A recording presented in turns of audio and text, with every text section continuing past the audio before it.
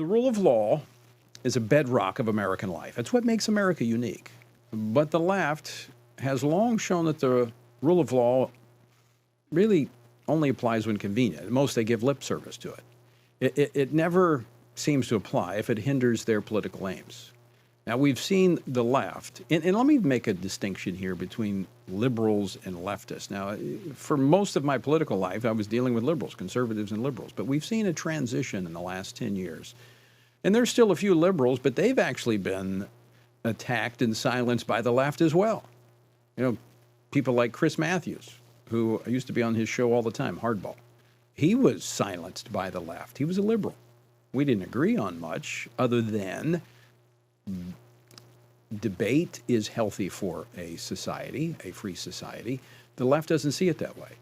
You know, we've seen the left encourage violence and lawlessness to support their worldview, and in the process, squander the trust and the goodwill of respected institutions. You know, the left's weaponizing of federal agencies against political opponents is nothing new.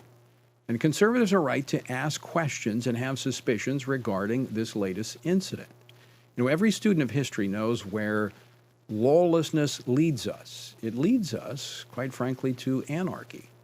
Joining me now to discuss this is Larry Taunton. He's an author, a columnist, and the executive director of the Fixed Point Foundation. He's a student of Soviet history and how their leaders targeted political opponents, and I think can offer perspective on how that compares with the events of this week and what we've been seeing, what we've been watching unfold in our own country over the last few years. Larry, welcome back to the program. Hey, it's good to see you, Tony. All right, there's so much, Larry, to unpack here, and I've been wanting to get you on to talk about kind of the tactics we're seeing, and this only, accelerated that desire. Let me just start with this. What was your initial reaction to the FBI raid of former President Trump?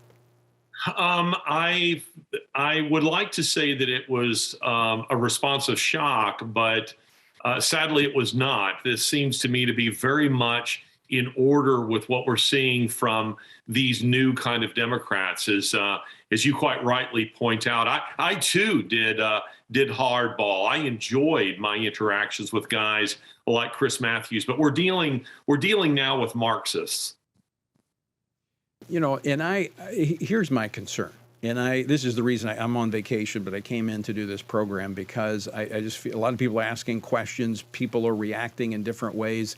I think it's very important we don't play into the hands of those who are, I think, inciting conservatives. I think January the 6th was a product, an outcome, which I have spoken repeatedly and denounced that criminal and illegal activity. I, in no form or fashion, supported it, but I believe it was the outcome of the lawlessness that ran across the country, beginning in the summer of 2020.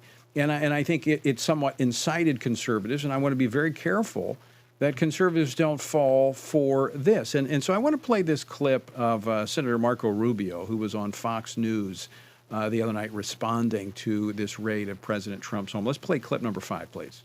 And I'm telling you the next thing you're going to see here, Sean, because it's the playbook, and that is they are now going to begin to say, oh, these Trump supporters, these Republicans, they're very upset. They're saying very angry things. We think they might be a threat. We think they're radical extremists. Let's start arresting them. The next step in this process is going to be that people who are supporters of Donald Trump or just conservatives complaining about this are going to begin to get harassed are going to begin to get labeled as potential insurrectionists and are going to begin to get harassed by law enforcement. That's the next step in this playbook, sadly. Now, Larry, you probably thought you chose the wrong course of study as a graduate student, being that when Russia collapsed, the Soviet Union, but you were a graduate student of Russian history and Marxism back in the 1990s when everybody thought it was going away. But we see that Marxism is alive and well. Is Senator Rubio on target with what he's saying?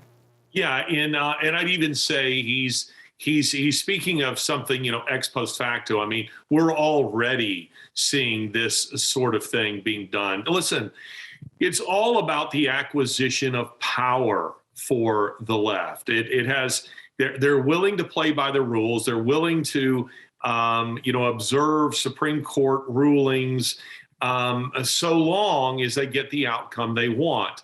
The moment they do not, they begin to subvert the rules. I mean, let's just consider what happened this past week, which I think they thought they would slip this news out, that it would be hidden behind what they thought was going to be a very big bump for them in the Mar-a-Lago raid, and that is the news that the IRS is doubling its size, that it is hiring an additional 87,000 agents, and I'm sure you've seen this, Tony, that their job requirements are that they be willing to carry a sidearm, that they be willing to use lethal force, to participate in searches, seizures, and arrests. There was nothing on this about any ability to use a calculator or having any experience whatsoever in accounting or mathematics. This was all about violence.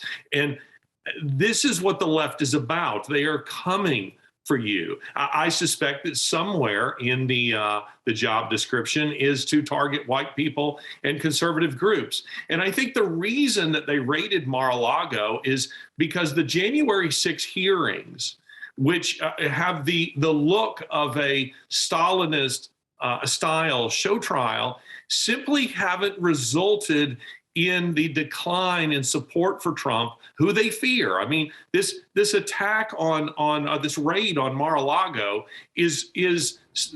reveals the obvious fact that they fear him most of all as a political opponent in 2024. And since they weren't getting what they wanted out of the January 6 hearings, they decided that this perhaps would give them that bump. And of course, it's resulted in exactly the opposite. It's galvanized support for Trump.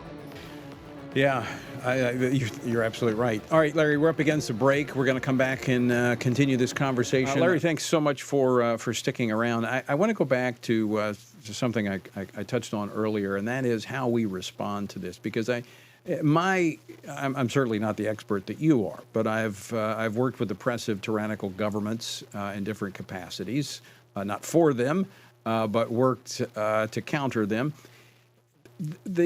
What I see is this desire to incite so that they can then exercise more authority, cracking down on what they say are threats to the system. That's when they use the levers of government to accomplish their purposes. Is that what you see happening here, or a possibility? Yes, I think it's very much a tactic of the left to accuse you of the very things that they're doing. They commit violence. They accuse you of violence. They put out all kinds of false information. They accuse you of doing it.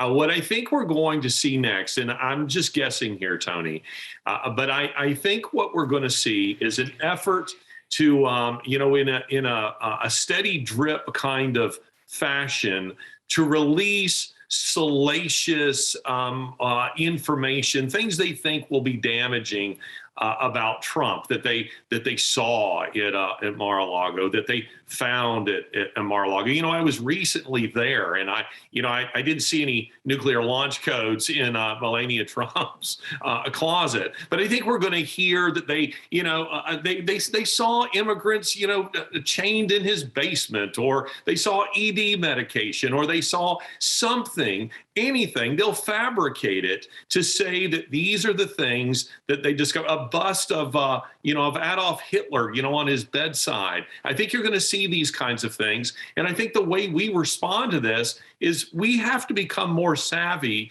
in the way that we process the news. We have to understand that our news sources are by and large not reliable. Yeah, I think that's absolutely right. But I will say this, based on the since 2016, they've pretty much thrown everything they can at President Trump. And these institutions, including the media, have lost credibility with the American public. And again, I'm not saying the president, maybe he did do something. Maybe he improperly or mistakenly retained documents. I don't know. I mean, we know that Hillary Clinton did that. We know that for a fact. But, she wasn't paraded out of her home, wasn't raided. She wasn't paraded out in handcuffs.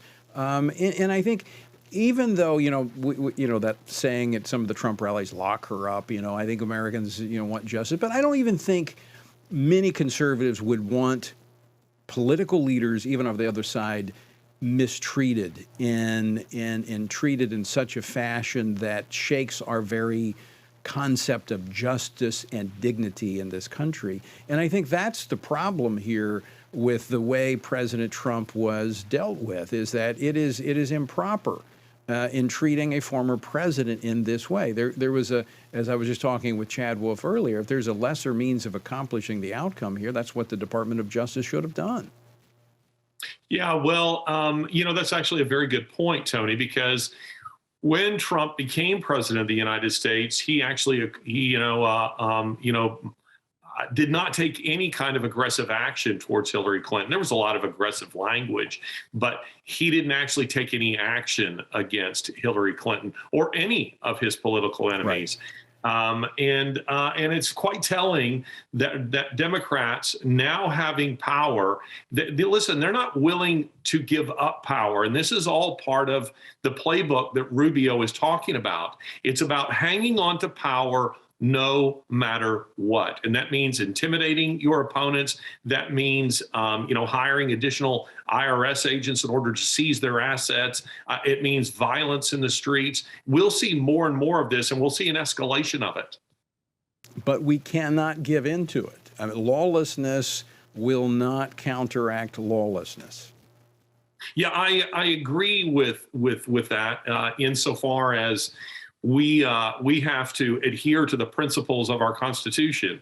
On the other hand, it is important that we understand, and I feel like Republicans aren't getting this. For instance, I keep seeing, Tony, references to how November is going to be a wipeout against Democrats. Now, let's think about this logically. I don't think Democrats are stupid, and yet they are behaving towards American citizens with utter impunity. They are doing things like this raid. Now, why would they be doing that in an election year? You only do that if you think the fix is in.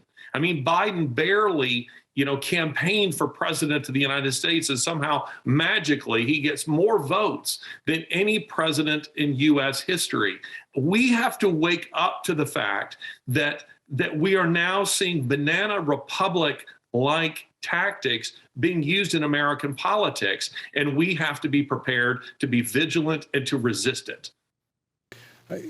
I agree, and I think part of that, as we're going to talk about next, is we need to be praying, but we also need to be working. And I think every believer in America should go out and find 2 or 3 people who are also believers, who are not registered to vote, and make sure they're voting. I think we have to overwhelm them at the ballot box. We also have to become poll watchers. We need to campaign. We need to give money to candidates. We've got to be fully engaged, or I think you're right. I think we could lose the country.